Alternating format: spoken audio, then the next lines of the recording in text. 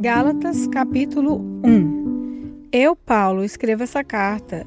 Eu que fui chamado para ser apóstolo, não por pessoas ou por meio de uma pessoa, mas por Jesus Cristo e por Deus, o Pai, que ressuscitou Jesus da morte. Todos os irmãos que estão aqui comigo mandam saudações às igrejas da Galácia. Que a graça e a paz de Deus, o nosso Pai, e do nosso Senhor Jesus Cristo estejam com vocês. Em obediência à vontade de nosso Deus e Pai, Cristo se entregou para ser morto a fim de tirar os nossos pecados e assim nos livrar deste mundo mau. A Deus seja a glória para todos sempre. Amém. Estou muito admirado com vocês, pois estão abandonando tão depressa aquele que os chamou por meio da graça de Cristo e estão aceitando outro evangelho. Na verdade, não existe outro evangelho, porém eu falo assim porque há algumas pessoas que estão perturbando vocês, querem mudar o evangelho de Cristo. Mas se alguém, mesmo que sejamos nós ou um anjo do céu, anunciar a vocês um evangelho diferente daquele que temos anunciado, que seja amaldiçoado. Pois já dissemos antes e repetimos, se alguém anunciar um evangelho diferente daquele que vocês aceitaram, que essa pessoa seja amaldiçoada. Por acaso eu procuro a aprovação das pessoas? Não. O que eu quero é a aprovação de Deus. Será que agora estou querendo agradar as pessoas? Se tivesse, eu não seria servo de Cristo. Meus irmãos, eu afirmo a vocês que o evangelho que eu anuncio não é uma invenção humana. Eu não recebi de ninguém, e ninguém o ensinou a mim, pois o próprio Jesus Cristo que me revelou. Vocês ouviram falar de como eu costumava agir quando praticava a religião dos judeus. Sabem como eu perseguia sem dó nem piedade a igreja de Deus e fazia tudo para destruí-la. Quando praticava essa religião, eu estava mais adiantado do que a maioria dos meus patrícios da minha idade e seguia com mais zelo do que eles as tradições dos meus antepassados. Porém, Deus, na sua graça, me escolheu antes mesmo de eu nasci e me chamou para servi-lo. E quando ele resolveu revelar para mim o seu filho, a fim de que eu anunciasse aos não-judeus a boa notícia a respeito dele, eu não fui pedir conselhos a ninguém. E também não fui até Jerusalém para falar com aqueles que eram apóstolos antes de mim. Pelo contrário, fui para a região da Arábia e depois voltei para Damasco. 3 anos depois, fui até Jerusalém para pedir informações a Pedro e fiquei 2 semanas com ele.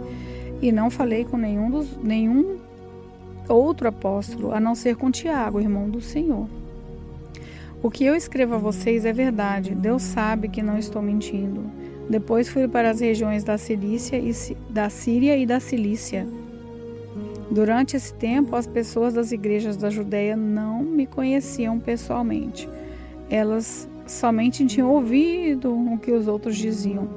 Aquele que antes nos perseguia está anunciando agora a fé que no passado tentava destruir. E louvaram a Deus por minha causa. Gálatas, capítulo 2. 14 anos depois, eu voltei para Jerusalém com Barnabé e levei Tito comigo.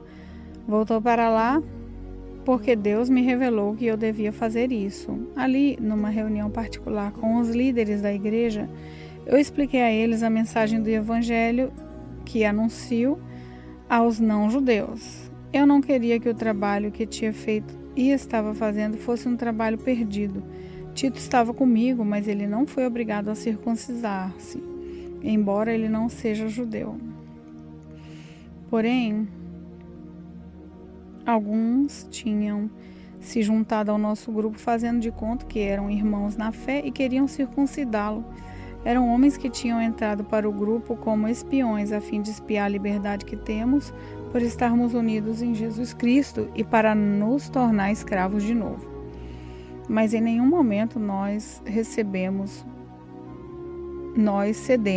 pois queríamos que vocês tivessem o verdadeiro evangelho.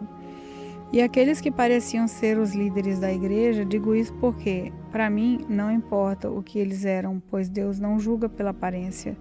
Aqueles líderes, repito, que não me deram nenhuma ideia nova. Pelo contrário, eles viram que Deus me tinha dado a responsabilidade de anunciar o Evangelho aos não-judeus, assim como tinha dado a Pedro a responsabilidade de anunciá-lo aos judeus. Pois, pelo poder de Deus, fui feito apóstolo para anunciar o Evangelho aos não-judeus, assim como Pedro foi feito apóstolo para anunciar o Evangelho aos judeus. Por isso, Tiago, Pedro e João, que eram considerados os líderes da igreja, reconheceram que Deus me tinha dado essa tarefa especial e, como sinal de que éramos todos companheiros, eles deram a mim e a Barnabé um aperto de mãos. E todos nós combinamos que eu e Barnabé iríamos trabalhar entre os não-judeus e eles, entre os judeus. Eles nos pediram só uma coisa, que lembrássemos dos pobres das igrejas deles, e isso eu sempre tenho procurado fazer. Porém, quando Pedro veio para Antioquia da Síria, eu fiquei contra ele em público, porque ele estava completamente errado. De fato, antes de chegarem ali, alguns homens mandados por Pedro tomava refeições com os irmãos não-judeus, mas depois que aqueles homens chegaram, ele não queria mais tomar refeições com os não-judeus porque tinha medo de que eram a favor de circuncidar os não-judeus. E também os outros irmãos judeus começaram a agir como hipócritas, no mesmo modo que Pedro, e até Barnabé deixou de se levar pela hipocrisia deles. Quando vi que eles não estavam agindo direito, de acordo com a verdade do Evangelho, eu disse a Pedro na presença de todos: você é judeu, mas não está vivendo como judeu, e sim como não-judeu. Então, como é que você quer obrigar os não-judeus a viverem como judeus? De fato, o fato é que nós somos judeus de nascimento e não pecadores não-judeus, como eles são chamados. Mas sabemos que todos são aceitos por Deus somente pela fé em Jesus Cristo e não por fazerem o que a lei manda. Assim, nós também temos crido em Jesus Cristo a fim de sermos aceitos por Deus pela nossa fé em Cristo e não por fazermos o que a lei manda, pois ninguém é aceito por Deus por fazer o que a lei manda. Ao procurarmos ser aceitos por Deus por estarmos unidos com Jesus Cristo, fica claro que somos pecadores, como os não-judeus. Mas será que isso quer dizer que Cristo trabalha em favor do pecado? Claro que não. Se eu, depois de ter destruído a lei, começar a construí-la de novo por meio de ser aceito por Deus, aí sim, fica claro que eu havia quebrado a lei. Pois, quanto à lei, estou morto pela própria lei, a fim de viver para Deus. Eu fui morto com Cristo na cruz. Assim, já não sou eu quem vive, mas Cristo é quem vive em mim. E esta vida que vivo agora, eu a vivo pela fé no Filho de Deus, que me amou e se deu a si mesmo por mim. Eu me recuso a rejeitar a graça de Deus, pois, se é por meio da lei que as pessoas são aceitas por Deus, então a morte de Cristo não adiantou nada. Gálatas capítulo 3. Ó Gálatas sem juízo, quem foi que enfeitiçou vocês? Na minha pregação a vocês, eu fiz uma descrição perfeita da morte de Jesus Cristo na cruz. Por assim dizer, vocês viram Jesus na cruz. Respondam somente isso. Vocês receberam o Espírito de Deus por terem feito o que a lei manda ou por terem ouvido a mensagem do Evangelho e terem crido nela? Como é que vocês podem ter tão pouco juízo? Vocês começaram a sua vida cristã pelo poder do Espírito de Deus e agora querem ir até o fim delas pelas suas próprias forças? Será que as coisas pelas quais vocês passaram não serviram para nada? Não é possível. Será que, quando Deus dá o seu Espírito e faz milagres entre vocês, é porque vocês fazem o que a lei manda? Não será que é porque vocês ouviram a mensagem e creram nela? Lembrem do que as Escrituras Sagradas dizem a respeito de Abraão. Ele creu em Deus e por isso Deus o aceitou. Portanto, vocês devem saber que os verdadeiros descendentes de Abraão são os que têm fé. Antes que isso acontecesse, as Escrituras viram que Deus ia aceitar os não-judeus por meio da fé. Por isso, antes de chegar o tempo, elas anunciaram a boa notícia a Abraão, dizendo: por meio de você, Deus abençoará todos os povos. Abraão creu e foi abençoado. Portanto, todos os que creem são abençoados como ele foi.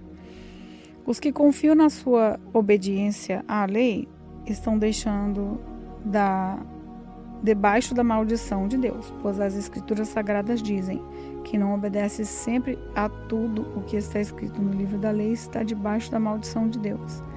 É claro que ninguém é aceito por Deus por meio da lei, pois as Escrituras dizem: viverá aquele que, por meio da fé, é aceito por Deus.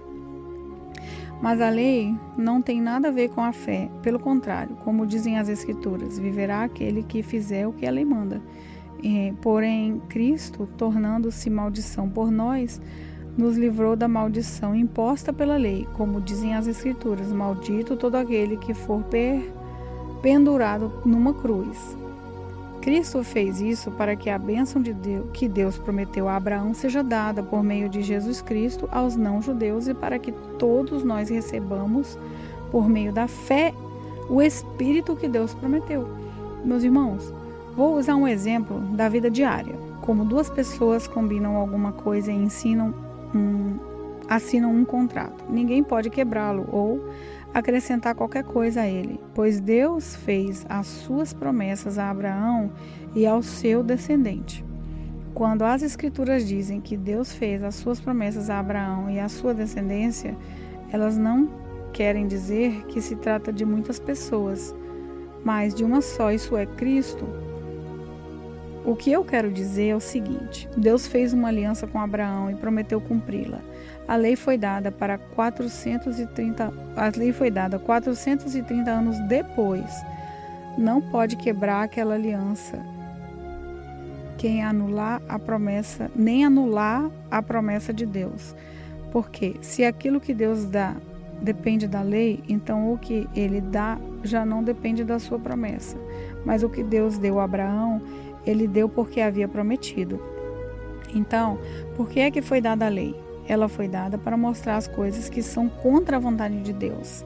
A lei devia durar até que viesse o descendente de Abraão, pois a promessa foi feita a esse descendente. A lei foi entregue por anjos e o homem serviu por intermediário. Porém, não é preciso haver intermediário quando se está falando de uma só pessoa, a Deus, e Deus é um só. Será que isso quer dizer que a lei é contra as promessas de Deus? Claro que não.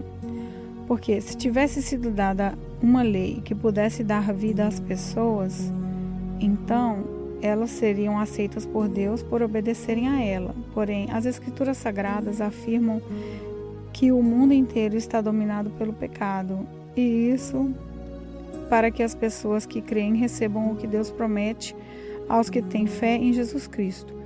Mas antes que chegasse o tempo da fé, nós éramos prisioneiros da lei, até que fosse revelada a fé que devia vir. Assim, a lei ficou tomando conta de nós até que Cristo viesse para podermos ser aceitos por Deus e por meio da fé.